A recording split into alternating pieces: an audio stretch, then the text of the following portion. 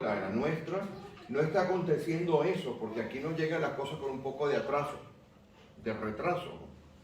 Pero en los Estados Unidos y en Inglaterra, fundamentalmente en los Estados Unidos, este tema de la deconstrucción de la fe está causando verdaderos estragos.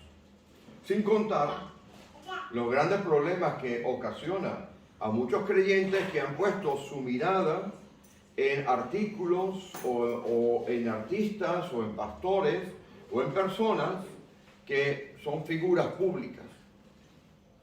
Yo siempre le digo a mi esposa y yo estamos de acuerdo que no importa el tamaño de la congregación, el pastor y su esposa son figuras públicas. Ahora imagínense cuando hay iglesias de 3, 4, 5, 7, 10 mil miembros y de un día para otro alguien, o el pastor principal o alguien de allí dice, ya no soy cristiano. Todo lo que he enseñado es mentira. Yo ya no creo. Es un problema de marca mayor. Yo hoy quiero, día de resurrección, hablar de eso. Vayan conmigo a 1 Corintios, en el capítulo 15. Como somos pocos, voy, si me permite la audiencia y mi hermano que está grabando, voy a hacer algo así como un estudio bíblico. ¿Qué les parece? Hoy hemos tenido un muy buen estudio bíblico porque esta mañana nuestro hermano nos ha dado un estudio bíblico sobre la resurrección. Me meteré en algunos temas que tienen que ver con eso, pero mientras oraba allí y estábamos aquí en conjunto, dije, bueno, voy a tirar por esta parte de aquí. ¿Amén? Es en la primera epístola del apóstol Pablo a los Corintios, en el capítulo 15, ¿lo tienen? No es necesario que se levanten esta vez, como es día de resurrección, haremos una y se podrán quedar sentados. Esta epístola del apóstol Pablo va directamente a un grupo que tenía muchos problemas.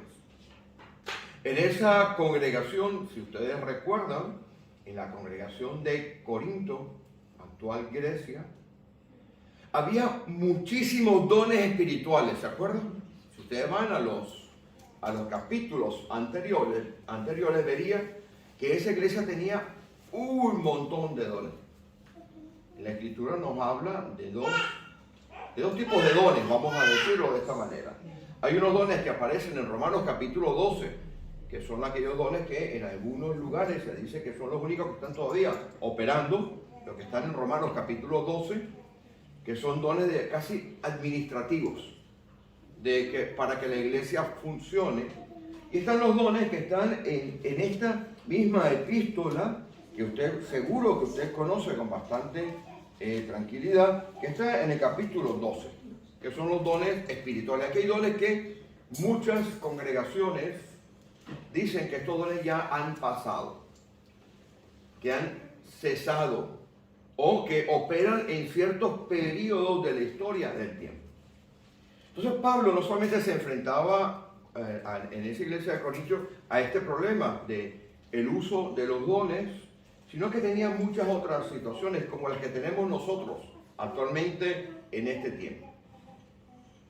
El uso de los dones, la administración de la iglesia, el pecado sexual que se había metido en la iglesia, pero en este capítulo 15 va directamente a aquellos que deconstruyen la fe.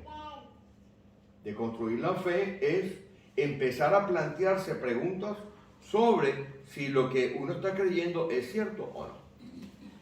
Y si usted me dice hoy que usted no ha pasado por allí, me busca un litro de aceite y la vamos a ungir, o lo vamos a ungir. Porque todos hemos transitado por el camino de la duda. Porque el enemigo siembra la duda en nuestra vida. Primera cosa que tenemos que dejar claro, que Jesucristo efectivamente nació y resucitó. Es la primera cosa que los que deconstruyen la fe empiezan a atacar. Vamos a leer la primera epístola a los Corintios en el capítulo 15. Además, esto significa que todo lo anterior, ya lo había dicho, pero aparte de todo lo anterior, les tengo que declarar una cosa. Esta palabra que está aquí, declarar, la misma palabra que utilizaba el Señor Jesús cuando declaraba las verdades del Evangelio. ¿Se acuerdan cuando estaba en el Sermón del Monte? Ojo con esto, a título hay dos sermones. Está el Sermón del Monte y después está el Sermón de la Llanura. Muchas veces los confundimos como que fuera el mismo sermón, pero en realidad son dos sermones, porque uno estaba en el monte y otro dice bajando a la llanura. Después lo explicaremos. Pero dice que se sentó y abrió su boca, ¿se acuerdan? Que él se abría su boca. Bueno, exactamente lo que está haciendo Pablo aquí. Es cuando un maestro decía algo de mucha contundencia. Además, os declaro, hermanos, el Evangelio, las buenas noticias que os he enseñado, predicado, que os he compartido, el cual ustedes han recibido. Voy a hacer una paráfrasis de esto, en el cual también perseveráis. Por este mismo Evangelio, dice él, si retienen la palabra que yo les he predicado, sois salvos. Si no creísteis en vano. Y aquí empieza Pablo a atar en línea. Miren, del versículo 3 hasta el versículo 7, del versículo 17, es el himno más antiguo que existe sobre el cristianismo. Estoy viendo a los niños aquí y digo, Señor, gracias porque voy a usar este ejemplo. ¿Quién de ustedes fue alguna vez a primaria? Todos, ¿verdad? Todos hemos ido a primaria. Y yo recuerdo en mi época cuando iba a primaria, no solamente éramos pobres profesionales, ¿no? Sino que cuando yo iba a primaria yo tenía que llevar mi propia sillita. Seguro que ustedes llevan un pupitre, yo llevaba mi propia silla. Y yo no tenía cuadernos, yo llevaba un pizarrón. Y cuando llevaba el pizarrón yo tenía que copiar lo que la maestra ponía en el pizarrón. En aquella fecha los pizarrones eran de color verde, sonaban horribles, y ustedes así, te daba escalofrío. Y yo llevaba una tiza. ¿Sabes lo que es la tiza, no? Eso ya no se usa aquí, muy poquito. Me acuerdo que cuando me sentaba yo tenía que aprender A, E, I, O, U. ¿Se acuerdan? ¿Se acuerdan la otra parte? ¿No se acuerdan la otra parte de eso? A ver, David, ¿cuál era? A, E, I, O, U, oro. A, E, I, O, U. Pues a mí me enseñaban una cosa que era A, E, I, O, U. ¿Sabe el burro? Más que tú. Ya se acuerdan, ¿no? Nosotros ya en Brasil lo enseñaban así. En Brasil teníamos la cartilla de la ABC. La cartilla de la ABC. Usted es mucho más joven que yo, mi hermana, por eso es que tenían cartilla. Pero bueno, ese era lo básico que había que aprender y se pasa de año en año. Es más, si usted va a una escuela de párvulos ahora, usted verá que más o menos las técnicas de enseñanza son las mismas. Pues esto es el A, E, I, O, U. Este era el abecedario que los cristianos se pasaban de unos a otros y que probablemente Pablo, en el momento de su conversión, escuchó. No lo que el Señor le dice cuando, ¿verdad?, que va por el camino hacia Damasco, que es descabalgado, no sabemos si era un camello, no sabemos si era un burrito, no sabemos si era un caballo. Es descabalgado y se le aparece el Señor Jesús, el resucitado. Le dice, Pablo, ¿qué estás haciendo? ¿Por qué me estás persiguiendo? Fíjense que estabas persiguiendo a la iglesia. ¿Por qué me persigues? Porque no ves que te estás dando golpes contra un aguijón. ¿Para qué lo haces? Yo soy Jesús al que tú persigues. No estoy diciendo eso. Si usted ve en la historia, en Hechos de los Apóstoles, Pablo luego va y pasa unos días ciego. ¿Se acuerda que estaba ciego? Y estaba en ayuno, ¿se acuerdan? Y después él empieza a cambiar, posiblemente en esos primeros tiempos en los cuales tuvieron que sacarlo y mandarlo a su casa porque era muy apasionado por el Evangelio. Él aprendió esto que está aquí. Vamos a leerlo de un tirón. Dice, porque primeramente os he enseñado lo que asimismo recibí. Qué importante es que una iglesia pueda traspasar de manera correcta la enseñanza. Mire qué facilito esto. Esto es un A, E, I, O, U. Que Cristo murió por nuestros pecados conforme a las Escrituras. Las Escrituras son las del Antiguo Testamento. Fundamentalmente, lo que hemos estado viendo esta mañana: Éxodo, Deuteronomio, Levítico y los Salmos. Por supuesto, Isaías y los profetas. Que Cristo murió por nuestros pecados conforme a la Escritura, que fue sepultado y que resucitó al tercer día conforme a las Escrituras, y que apareció a Cefas y después a los 12, después apareció a más de 500 hermanos a la vez, de los cuales muchos viven aún y otros ya duermen. Bien, voy a hacer una tabla. Pablo está enfrentando la deconstrucción de la fe. Si usted sigue leyendo este capítulo, verá que están negando la resurrección del Señor. No sé si alguno de ustedes alcanzó a leer lo que he publicado esta mañana. Esta mañana he publicado un documento que se llama ¿Por qué debemos creer en la resurrección? No sé si lo habrán leído. Miren, la resurrección, en el seminario uno tiene que estudiar, y los que estudian teología, se lo he traído aquí. He publicado este documento. Algunas consideraciones acerca de la resurrección, están todos en el WhatsApp. Lo he puesto esta mañana en PDF. Mire, una de las cosas que hace el mundo es que lo primero que trata de hacer para ayudarle a desconstruir su fe es negar la divinidad de Cristo. Es lo primero que va a hacer.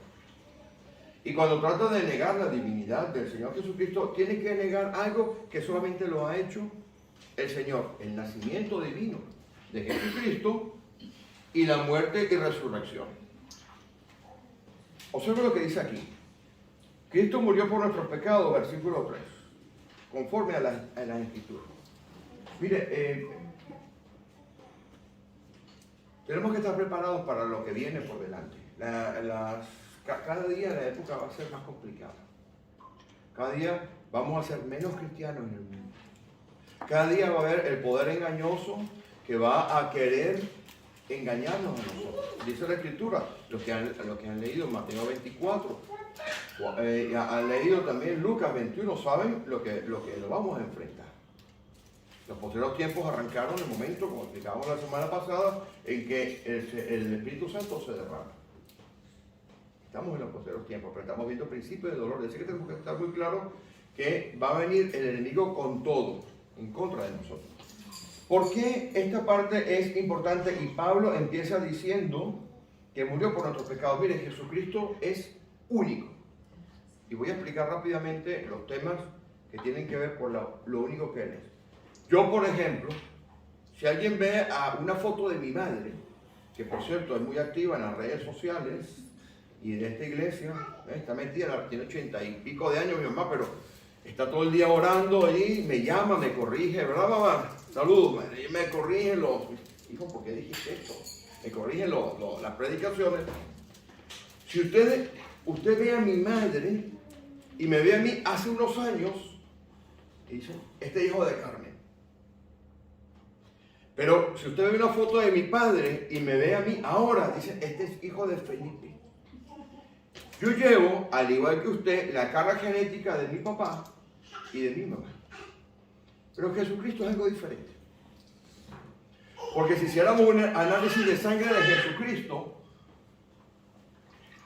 usted vería que él es 100% Dios, verdaderamente Dios, ojo con esto, 100% hombre y verdaderamente hombre. Y su sangre era única, porque él recibió la carga genética del Espíritu Santo y la carga genética de su madre. Era por el lado de María 100% humano. Y por el lado del Señor Dios el Padre 100% Dios. Por eso dice que en él habita la plenitud. Dice, en él habita corporalmente la plenitud de la deidad. Por eso su sangre es como esa sangre única. No ha habido otra sangre como la de él y no habrá otra sangre. Y esa sangre tenía que ser derramada en la cruz. Porque imagínense que él hubiera nacido de un hombre y de una mujer normal. Él no estaría sujetado al pecado. ¿Se acuerdan en el Génesis que Dios le dice, oye, pueden comer de todas las cosas menos de este árbol, porque el día que coman de este árbol, ciertamente moriréis? Bueno, por ahí entró el pecado. Al Corintios nos dice que por el pecado de Adán, por Adán entró el pecado en el mundo y por Jesucristo hemos sido salvos. Ahora les voy a explicar por qué esto es tan importante. Entonces Dios, que tenía que cobrar una deuda, Dios tenía que cobrar una deuda a la humanidad. Pero Dios no es un Dios sanguinario. Hablaba con una persona hace unos días y me decía, oye, pero es que el Dios del Antiguo Testamento es un Dios de ira y de violencia. ¿Cómo es eso? No, que no has leído bien el Antiguo Testamento. Todo el tiempo Dios perdonaba y el pueblo se empeñaba en hacer las cosas malas. Parecía una batalla de ping-pong, de tenis, ¿no? Porque Dios proveía cosas buenas, venía el diablo, lo dañaba y Dios tenía que volver a arreglar las cosas. Ustedes lo ven, miren la escritura, usted verá que era de un lado y de otro, parecía una cosa de ping-pong. Dios no es un Dios de ira, Dios es un Dios de paz, Dios es un Dios de amor. Dios es un Dios que busca la salvación y la misericordia. Él es lento para la ira, Él es clemente y misericordioso. Y eso es algo que está en el Antiguo Testamento. Entonces, Dios provee a Jesucristo porque era el único, que era Él mismo, el único que podía pagar la deuda que usted y yo teníamos. Imagínense que usted tiene una deuda ahora de 300.000 euros. Se ha comprado una hermosa casa en Burgos, o en Logroño, o en Autol, qué sé yo. Y tiene 300.000 euros. Y usted sabe que no la puede pagar. Usted está endeudado. Como la paga del pecado es la muerte, el salario que usted recibe por el pecado es la muerte. Usted no quiere morir. Usted está condenado a morir. Bueno, si usted no paga la casa se la van a quitar, ¿verdad? Pero viene alguien y le deposita a usted, le manda un visum de 300. Un visum de 300. Usted se imagina la alegría que le va a dar a usted cuando usted mira su mensaje y le aparece un visum de 300.000 euros. Usted saca la cuenta y dice, yo voy a trabajar toda mi peregrina vida y yo no llegaré a 300.000 euros. Y alguien viene y le paga a usted la casa. ¿Usted qué hace? Usted es libre de la deuda. La deuda la asumió otro. Y la manera en la cual Dios tenía que resolver un problema gravísimo, que era amar a la humanidad. Dios no puede hacer cohecho con el pecado. La única manera que Él podía de pagar una deuda que era impagable significó 33 años de vida del hombre más justo, más puro, más santo, más bueno que ha existido jamás. Usted le ha costado 33 años de vida, perfecta, pura y santa, al único ser santo, puro y verdadero que existió. Y lo solucionó. Sigue amando a la humanidad, tiene solución para el pecado y aparte de eso, nos da a nosotros una libertad absoluta. Pablo lo dice aquí. Dice, porque primeramente os he enseñado, lo primero que ustedes tienen que saber antes de que vengan y escuchen cosas que les deconstruyan la fe, es esto. Cristo murió para pagar la deuda que usted no podía pagar. Usted tiene 300.000 en el banco y ahora su crédito está absolutamente limpio. Su casa, usted es propiedad. Usted tiene la casa ahora en propiedad. Alguien se la pagó. Usted se metió en el problema. Ay, qué casa tan bonita. 3 habitaciones, 2 baños, garaje para 2 coches, piscina atrás, aquí al lado de no sé qué, del metro de Burgos o de Logroño, qué sé yo. Y viene Dios, ¡buah!, y paga la deuda. ¿Y sabe quién se queda el propietario de la casa? Usted. Es lo que está diciendo Pablo. Como la paga del pecado es muerte, como lo que usted tiene que merecer por el pecado es muerte, Dios nos libra de eso. Entonces, ¿cómo puedo yo contrarrestar a la deconstrucción de la fe? La primera cosa está aquí. Después dice, fue sepultado y resucitó al tercer día. Miren, el versículo siguiente. Una de las cosas que hace la gente que quiere deconstruir nuestra fe es que niega la resurrección. Los que no han podido ver la película El caso de Cristo, de Lee Strobel, ¿la han visto alguna vez? Pues esa película hay que verla. Esa película hay que verla. No porque Lee Strobel, que era un hombre que había ganado el premio Pulitzer de periodismo en Chicago, se dedicó a ver por qué Dios existía. Usted sabe cuál fue la historia de él, se la voy a contar rapidito. Vamos a contar rapidito. El día de resurrección tenemos un rato más. Además, las calles están llenas, es muy difícil salir. Hay que esperar. Lee Strobel era un periodista del periódico en Chicago, La Tribuna de Chicago. Había ganado un premio Pulitzer, que es el Oscar de los premios de periodismo. Y un día lo llaman y le dicen que hay una señora con dos nietecitos, dos nietas, que las van a sacar de su casa, que no tenían nada. Este hombre, un 23 de diciembre en Chicago, le puedo decir a aquellas personas que han visitado el estado de Chicago, que posiblemente tengamos a alguien aquí en la audiencia que haya ido al estado de Chicago o arriba de Illinois, algunos de esos estados, la ciudad de Chicago, el estado de Illinois, algunos de esos estados fríos, sabrá que el 23 hace frío. Pues este hombre va a la casa de la señora y se consigue que en aquella casa humilde y pobre había una mesa, una silla y dos camitas. Y habían dos niñas pequeñitas, una de 8 años por ahí, otra de 13 años. Y esas niñas tenían un solo abrigo para el frío. Y él le pregunta, oiga, ¿y cómo hacen ustedes con ese abrigo? Y la niña dice, el colegio nos queda a 5 millas, 8 kilómetros. Mi hermana lleva el abrigo la mitad del tiempo y la otra mitad lo llevo yo. Eso lo partió por dentro a este hombre. Sacó un artículo en ese periódico que en aquella fecha era muy leído, y él era un periodista muy reputado, y la casa de la señora empezó a llenarse de regalos de la gente que había leído aquellas cosas. Él era ateo confeso. Cuando él va a los días a ver, ve que no hay ningún regalo, y le pregunta a la señora, ¿no es que estaba esto lleno de regalos? Dice, yo tengo a Dios. Todo lo hemos regalado al resto de las personas que tienen menos que yo. Nosotros somos cristianos. Le dice la señora. Eso a este hombre lo puso como loco. ¿Esto qué es? Yo que vivo en una mansión, esta mujer que no tiene nada, esta niña que no tiene nada.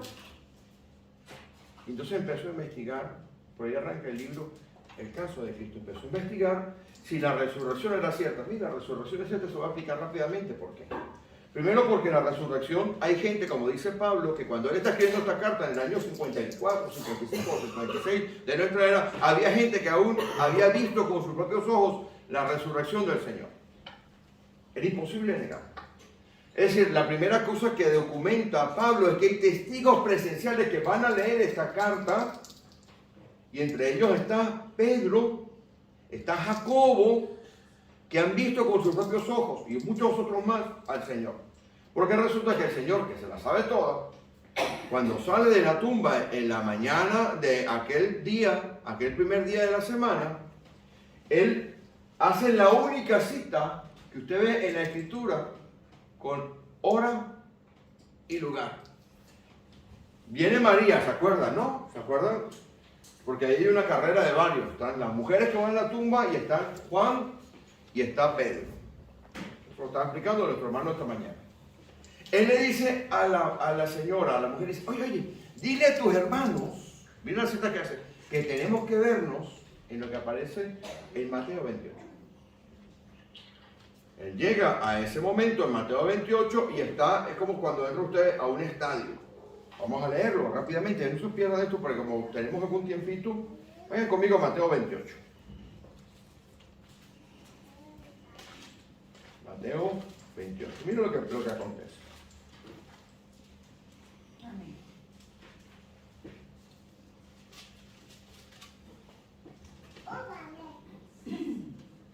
¿Lo tienen? Sí.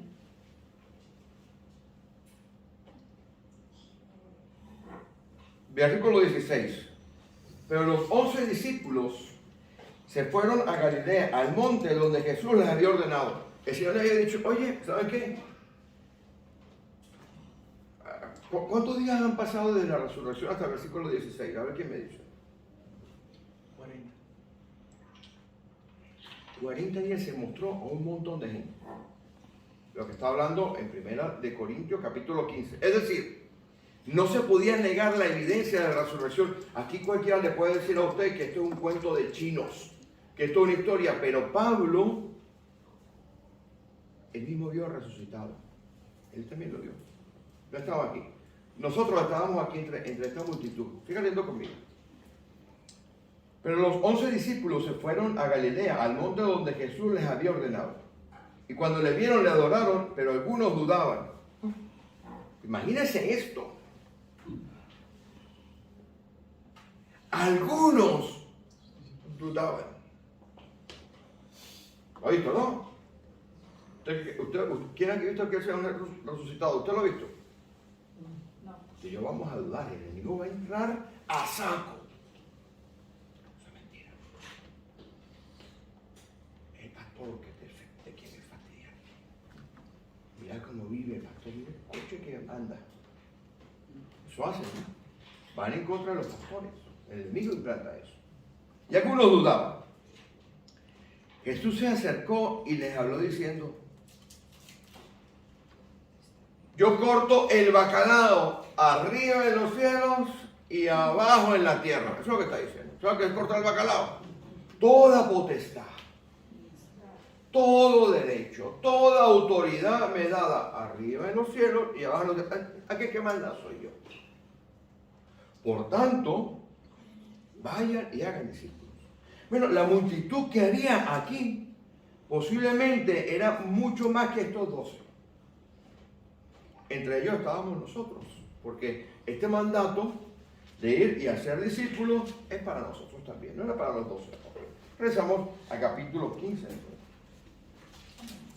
Bien, entonces, la resurrección es un hecho probado. No pudieron probar que hayan sacado el cuerpo, como decían los del Sanedrín, porque los del Sanedrín le echaron la culpa a los demás, no, que esto escondió en el cuerpo del discípulo.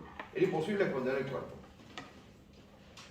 Tienen que saber que en aquella fecha Jerusalén estaba bastante atestada de gente. Usted no podía cargar un muerto. Además, si ustedes se acuerdan, usted no podía tocar un muerto. Se convertía ritualmente impuro. Usted no podía tocar. Aun cuando el Señor había deconstruido el Cordero Pascual, que lo explicaba nuestro hermano, porque lo que habían estado haciendo desde la época de Moisés, de una manera, el Señor se los cambia y le dice, muchachos, esto ahora es diferente. El cordero soy yo, el pan soy yo, y el vino soy yo. Aun cuando él lo habían hecho, ya ellos estaban en el proceso ritual. Por ende, el Señor Jesús verdaderamente resucitó. No hay tutía aquí. Y eso es lo que está diciendo Pablo, y eso es lo que usted y yo tenemos que tener claro. Usted tiene que afirmarse sobre verdades probadas de la Escritura. Jesucristo verdaderamente resucitó. Pero sigo. Resucitó al tercer día conforme a las Escrituras. Imagínense que esto lo esté contando por WhatsApp. Oiga, muchachos, grupo de Corintios. Grupo Corintios. A mí me metió en 50.000 grupos. Me metí una vez en un grupo de vender perro caliente. Vendían hamburguesas de perro caliente. Bueno, imagínense que tengo un grupo que se llama Grupo de Corintios.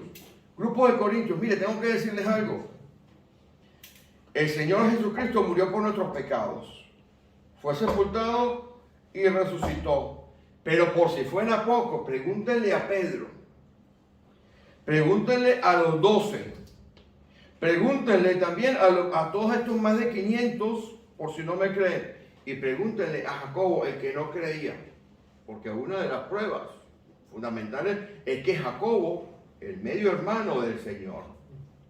No creía. Pero no contamos a Judas, porque Judas era el otro medio hermano del Señor que escribe la epístola a Judas y escribe la epístola de Santiago, de Jacobo, de Santiago. Cambiaron de un día para otro. O sea que efectivamente esto aconteció. Así que nosotros tenemos que prepararnos para indicar, para poder defender que efectivamente el Señor Jesús ha resucitado. ¿Pero qué significa la resurrección del Señor Jesús para nosotros? No es un tema teórico. Mire, yo siempre he dicho que el gran problema que tiene la iglesia es la teología. Pero cuando usted tiene un problema real, a usted no le sirve que yo le dé un sermón. ¿A qué le vale un sermón? Si usted tiene un problema real, usted necesita una solución real. Si usted tiene el coche averiado, voy a orar por el coche. Un tipo me dijo, pastor, oré por el coche. Me compran un coche tuneado. Mi hermano, voy a orar por usted. ¿Cómo está comprando un cristiano un coche tuneado que casi lo que le falta es saltar? Voy a orar por usted. Porque no entendemos muchísimas cosas en la Escritura. Porque nos falta madurez espiritual. Entonces, la primera cosa que usted y yo tenemos que tener claro es que van a tratar de atacar nuestra fe. Eso lo tenemos que tener claro. Ahora, ¿qué significa para nosotros la resurrección? Es algo práctico. Voy terminando con esto porque tengo material para muchas horas. Vayan conmigo, si les parece, ven a Romanos capítulo 5.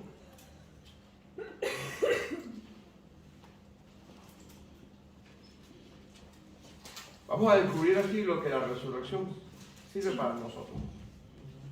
Eso también es Pablo, escribiéndolo a los romanos. Otra iglesia que parece que no, pero tenía sus problemitas. Romanos 5. Sí, mire. Yo les recomiendo que ustedes sigan leyendo el capítulo de 15. El resumen del capítulo 15 está aquí abajo, en la última página de este documento que les pasé. Lo que significa para nosotros la resurrección.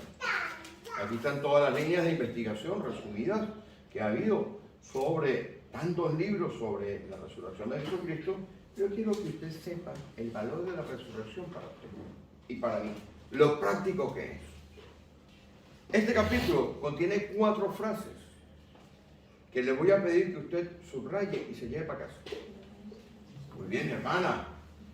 Pero coja bolígrafo, color rojo, amarillo, como dicen aquí en España, fosforito. Resaltador, highlighter, como dicen los americanos. 15, ¿no? Vamos a leer el capítulo 5 de Romanos. ¿Lo tienen? Sí. Usted va a buscar 4 frases aquí que tienen la palabra mucho más. Esto se llama los 4 mucho más de Romanos 5. Voy a leer a partir del versículo 6. Porque Cristo, cuando aún éramos débiles, a su tiempo murió por los impíos. Vale decir, nosotros. Ciertamente, apenas morirá alguno por un justo. Con todo, pudiera ser que alguno osara morir por el bueno. Mas Dios muestra su amor para con nosotros. No es un amor emocional. No es un amor de sentimientos.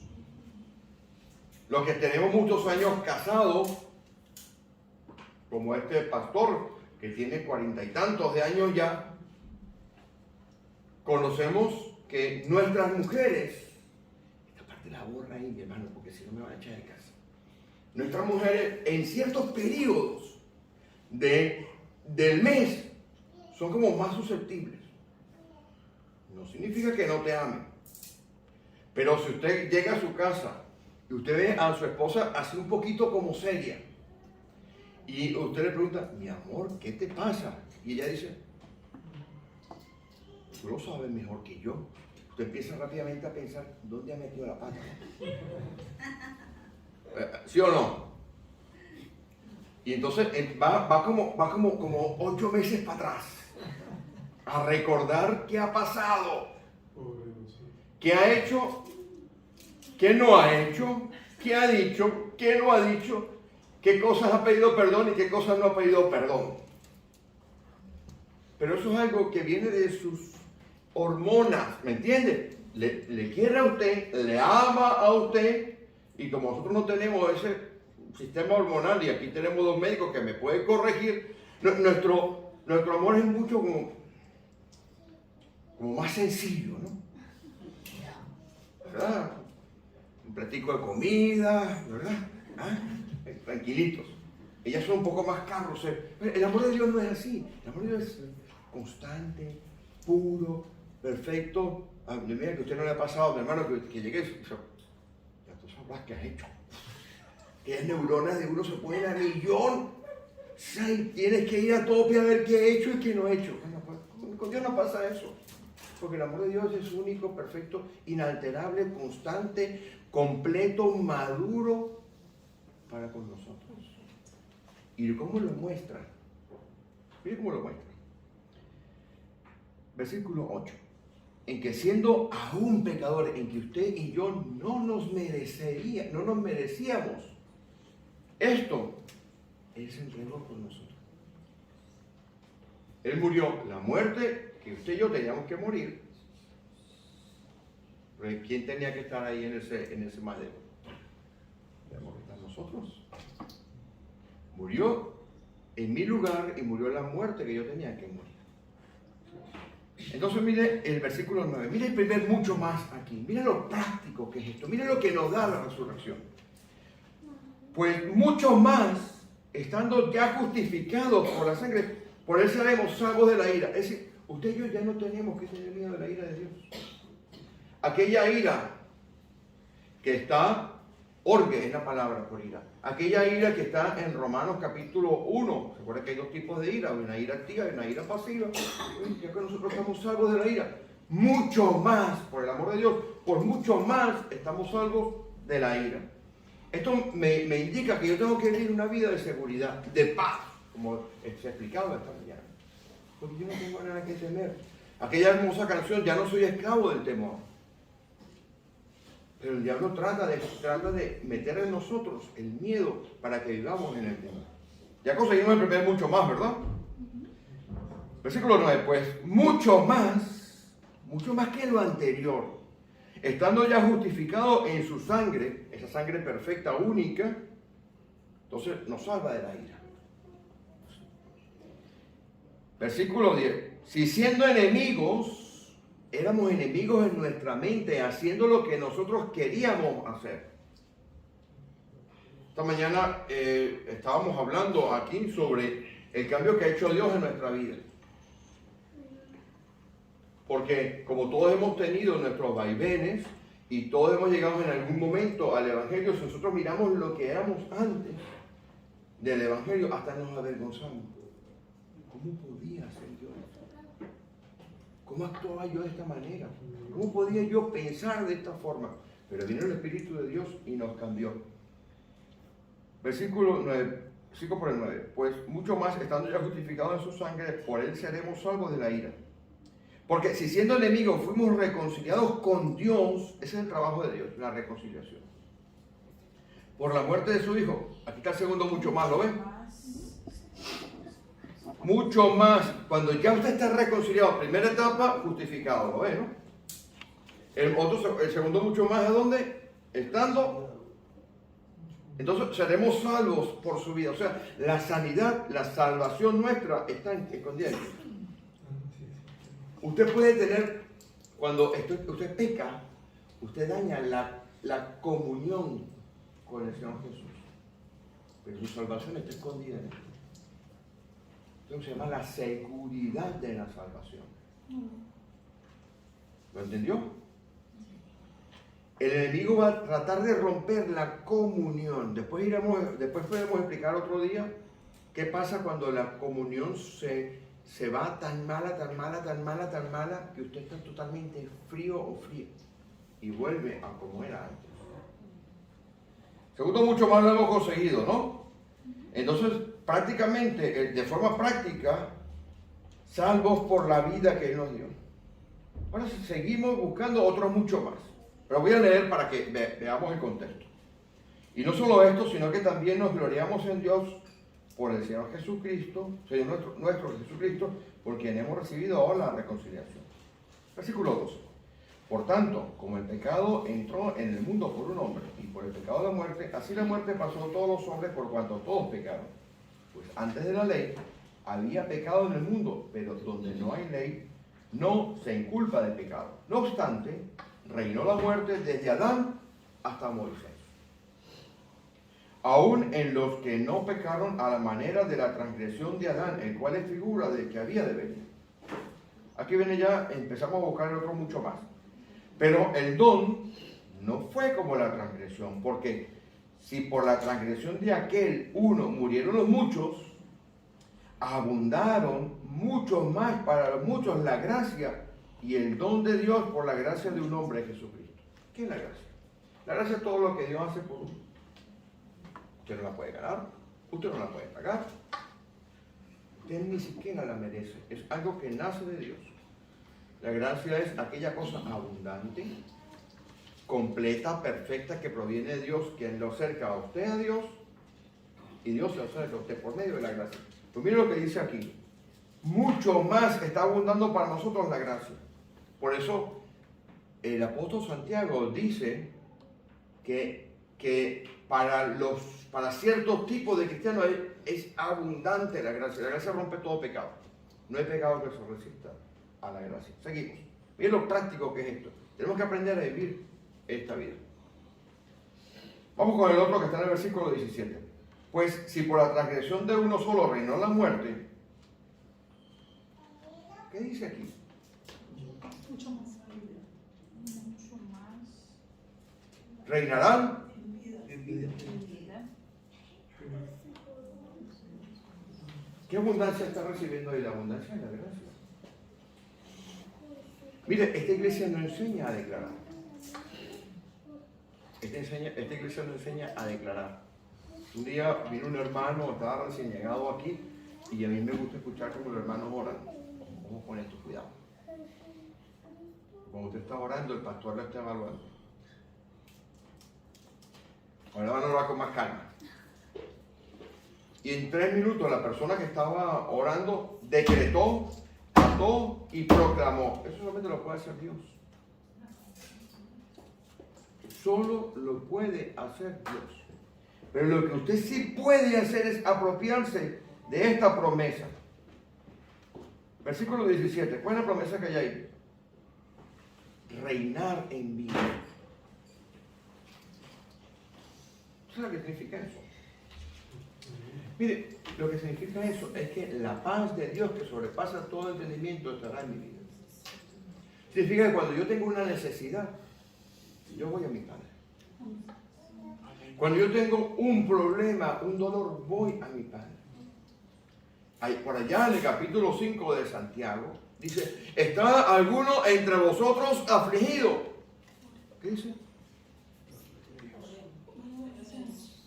Dice, haga oración. Como el diablo quiere romper esa comunicación, Dios nos dice, cuando estés pasando problemas, no te pongas a inventar cosas. Haz oración. Así como tenemos que vivir nosotros la vida cristiana, no decretando, ni atando, ni desatando, sino orando. ¿Hay alguno entre vosotros afligido? Haga oración. ¿Alguno está contento? Cante alabanzas. ¿Te das cuenta? Comunicación constante con Dios. Pues miren lo que dice aquí en el versículo 17.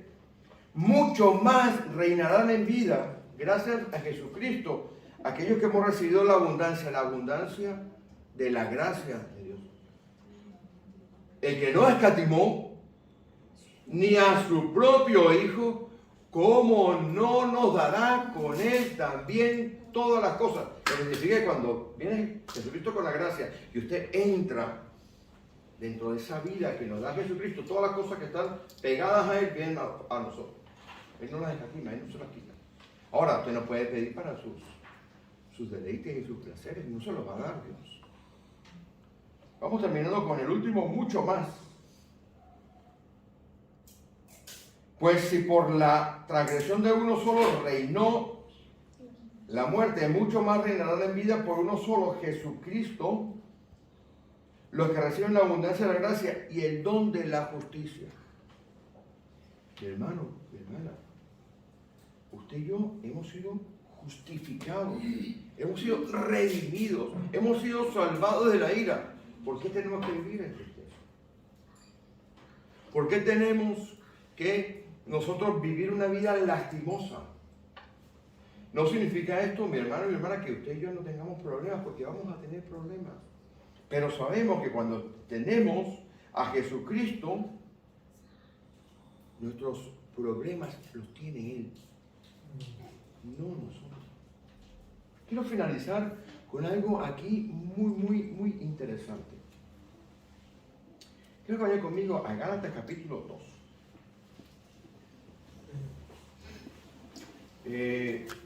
Todavía no hemos llegado a Filipenses capítulo 3, ¿verdad? En el estudio, sí, ¿no?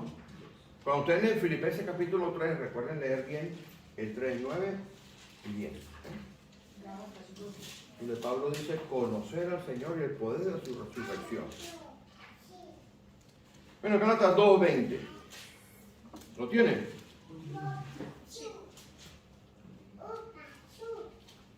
Con Cristo, mi ser, yo, estoy crucificado. Y ya yo no vivo la vida que yo quiero vivir. Vivo la vida de Jesús. Lo vivo en la fe del Hijo de Dios, el cual se entregó a sí mismo por mí. El diablo va a ir a todos a por nosotros para deconstruir nuestra fe. Pero Dios siempre va a estar allí para ayudarnos, para sostenernos, para apoyarnos. Cuando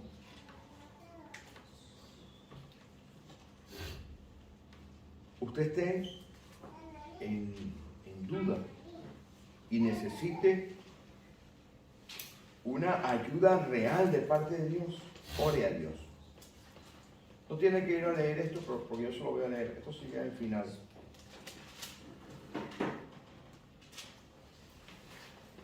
Había el Señor resucitado y se le había parecido a todos menos a uno. ¿Sabe cómo se llamaba? Tomás. Me imagino que nosotros llamaban a Tomás y dijeron, oye, Tomás, el Señor vino. Está bueno. Vino para acá. Ya me contarán esto. ¿Qué están tomando ustedes? O todavía siguen medio allí, medio extraño. No, el Señor vino aquí. 8 días después, estaban otra vez sus discípulos dentro. Ahí estaba el amigo Tomás. 8 días después, el Señor vino y volvió por uno solo, por Tomás. Lo voy a leer. 8 días después, estaban otra vez sus discípulos dentro y con ellos Tomás. Llegó Jesús, estando las puertas cerradas, y se puso en medio y le dijo, paz a vosotros. Luego dijo Tomás, ven aquí. Ven aquí, pajarito. Pon aquí tu dedo.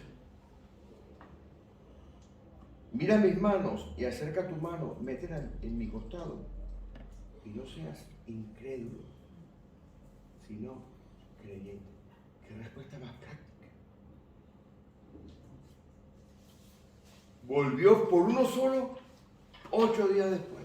¿Usted cree que no va a presentar el Señor una prueba indudable de que Él existe si usted se lo pide?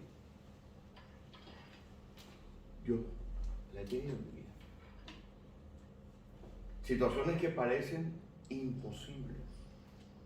Cosas que mi raciocinio no me deja captar. Dios se muestra de una manera asombrosa. Mi madre está escuchando esto. Tenía yo 19, 20 años. Mi padre había enfermado de cáncer. Tenía un poco más, 21 años por ahí. Mi padre había enfermado de cáncer. Todos los negocios de mi casa habían quedado en nada. Teníamos en la despensa de casa, ¿saben lo que es la guayaba?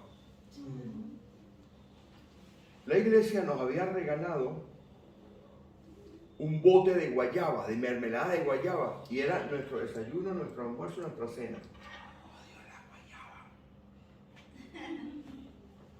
Un mes comiendo guayaba mañana, tarde y noche, con pan blanco.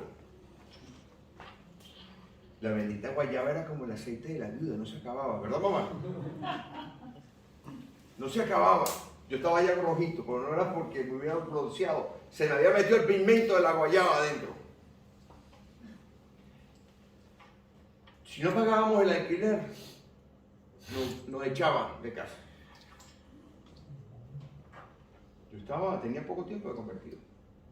Y recuerdo que esa noche, mi mamá y yo nos sentamos en el salón de la casa. Y yo me senté en la posición que, fíjense esto, desde donde yo estaba sentado veía el armario donde guardaba el bote de guayaba, mi mamá. Y empezamos a orar a Dios, porque la teología no nos funcionaba. Mi padre enfermo de cáncer, solamente comíamos guayaba.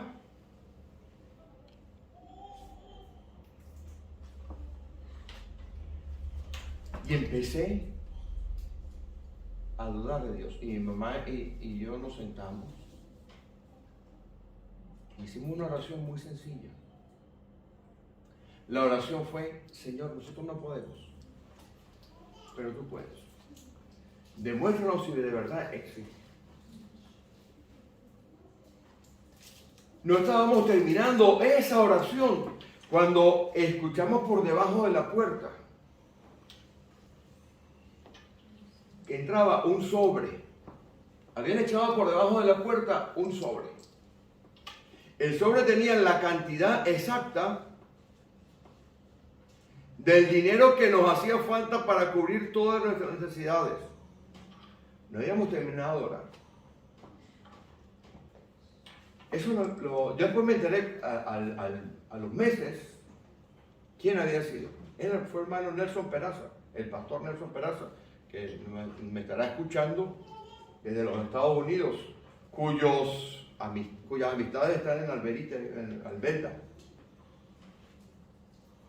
Yo he visto la provisión de Dios cuando más la necesitaba. Al cabo de un tiempo, un año sería, le dije, o 6 meses, le dije a Nelson, y él me confesó que había sido él. Dios había movido su corazón, pero es que yo no había terminado de orar, mi mamá tampoco. Y ya lo sabía Dios. Pues mire, ese es el Dios que yo predico. Amén. Yo no predico un Dios de teología, yo predico un Dios práctico, que está allí para ayudarme, que está allí para que yo le alabe, que está allí para que yo le sirva. Pero cuando yo le sirvo a Dios, cuando yo pongo mi vida en las manos de Él, mucho más reinaré en vida. Amén. Bueno, vamos a orar.